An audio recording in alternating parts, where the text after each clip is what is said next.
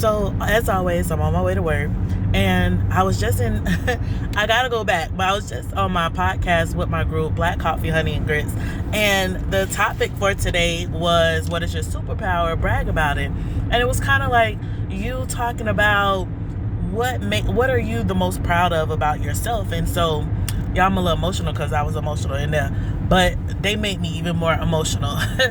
But one, I'm proud of my community. Like, there were so many things I wanted to say, but when I opened my mouth, it all was jumbled up. But I'm proud of my community that I'm building. I'm proud of my group, Black Coffee, Honey, and Grits, and one of the reasons why I appreciate and I love them so much is because they allow me to be me. And I kind of touched on it in the conversation, but what I expressed to them was, I'm proud that for myself, I am using my words. I'm becoming more expressive.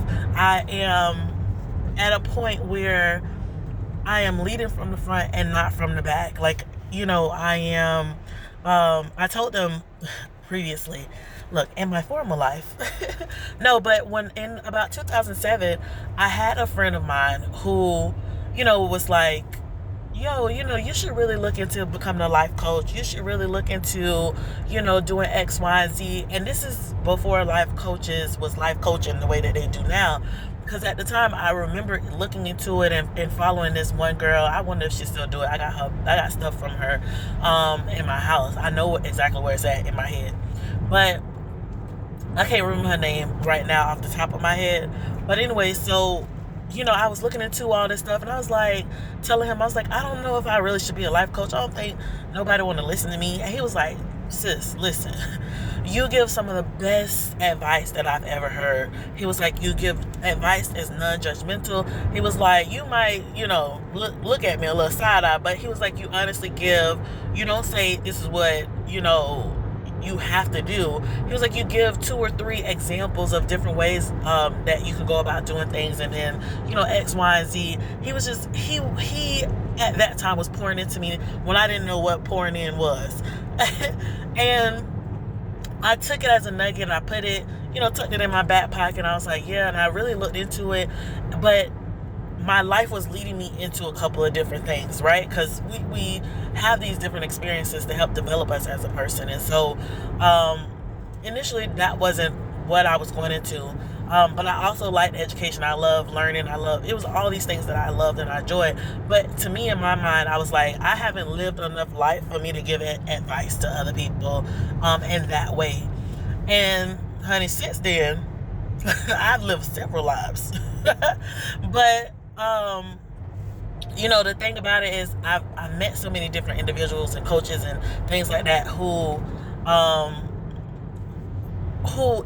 even with themselves, they just had the confidence enough to do it. And I think that was one of the things that I was missing at that time, was the confidence to step out and be out front. Because from that point up until maybe last year, I've always been behind the scenes. People have always told me, like, when I was in college, I was in almost every organization on campus.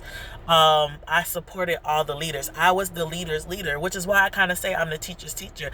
I was not in the forefront, but people would come to me and seek advice and guidance, and I would help them out. And people would tell me, you should try to be the president. And I never really felt comfortable really being seen, heard slightly, but it was just by, your favorite person's favorite person. I even say that in my family. Like, I'd be like, I'm your favorite cousin.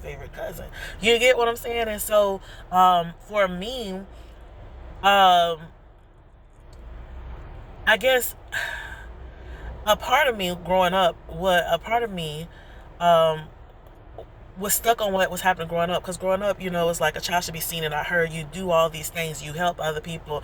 You support other people. I supported everybody and everyone, honestly, in all honesty. And it's not to be boastful. It's just to have a moment of realization. I'm trying not to be emotional about things. Everyone that I've helped and I've assisted have made it to great plights and great steps. And I was sitting up there thinking to myself, like, I remember 2 years ago, before I started really diving into my own push forward and momentum forward, I was like, bro, if you sit there and look at all of your friends and all the people you help and all the people you've done all these different things for, they have all had great success, and they're all, and the people who you tell them, yes, do it, like when they're telling you their dreams and they don't even believe in themselves, but you believe in them, you're like, hell yeah, let's do that shit, nigga. Excuse my language, y'all. I be hype.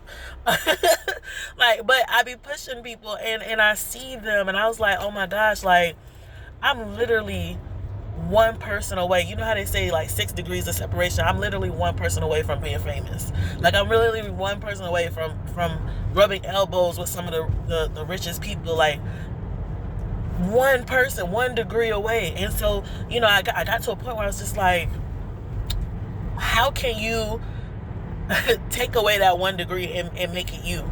And the thing was because I was never focused on me. I was always focused on other people, other individuals, making sure everybody else was okay, making sure, I didn't overshine. And I was even thinking about that at work the other day. Like, I was sitting in a meeting, and I was sitting in a meeting. We're talking about our kids and what we're doing to help them progress and all these other things. And I was showing, doing what I'm supposed to be doing, my job, showing, my kids' work, showing how they're progressing, showing how, certain things have been beneficial, how I've changed and adjusted.